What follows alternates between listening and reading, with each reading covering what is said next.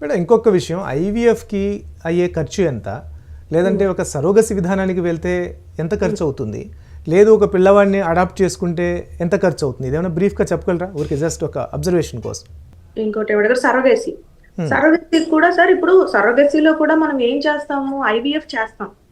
అంటే ఐవీఎఫ్ అంటే ఇప్పుడు ఒక కపుల్ ఉన్నారు, ఆ కపుల్ కి ఐవీఎఫ్ చేసి తద్వారా వచ్చిన పిండాన్ని వేరే గర్భసంచి వాడుకోవాలి కదా. సో ఇక్కడ అంటే కపుల్ కి ఐవీఎఫ్ చేయాలి.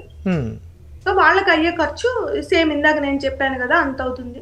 అండ్ సరోగేసీ కోసం మనము ఇవన్నీ లీగల్ ఇవన్నీ చేసేది యూజువల్ గా వాళ్లే పోయి చేసుకొని తిరిగి చేసుకొని మేము జస్ట్ డైరెక్ట్ చేస్తాం వాళ్ళని, ఇక్కడికి వెళ్ళండి, పలానా చోటుకి వెళ్ళండి, డిస్ట్రిక్ట్ మెజిస్ట్రేట్కి వెళ్ళండి, స్టేట్ మెడికల్ హాస్పిటల్కి వెళ్ళండి, ఇట్లాంటివన్నీ మనం గైడ్ చేస్తుంటాం. వాళ్ళు వెళ్ళి పనులు చేసుకొచ్చుకుంటూ ఉంటారు. సో వాళ్ళకి లీగల్ ఛార్జెస్ కానీ అండ్ తర్వాత లాయర్ ఈ ఫీజెస్ కానీ కొంచెం ఒక 50,000-60,000 అట్లా ఎక్స్ట్రా అవ్వచ్చు, ఐవీఎఫ్ అవ్వచ్చు. అండ్ తర్వాత and at the same time ఇంక ఎవరైతే సరగేట్ ఉన్నారో ఈ సరోగేట్ ని వాళ్ళు తెచ్చుకుంటారు కదా, అంటే వాళ్ళ రిలేటివ్ అయి ఉంటారు కదా, ఆ రిలేటివ్ ని వాళ్ళు చూసుకోవడం అండ్ తర్వాత వాళ్ళ ప్రెగ్నెన్సీ చెకప్స్ ఇవన్నీ వాళ్ళే భరించుకుంటారు. సో ఇది కొద్దిగా ఖర్చుతో కూడుకున్న పనే అంతే కదా సార్.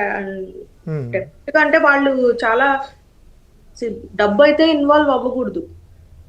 కానీ నామినల్ గా కూడా ఎంత అవుతుందో అంతకంటే ఒక 20-30% ఎక్కువ.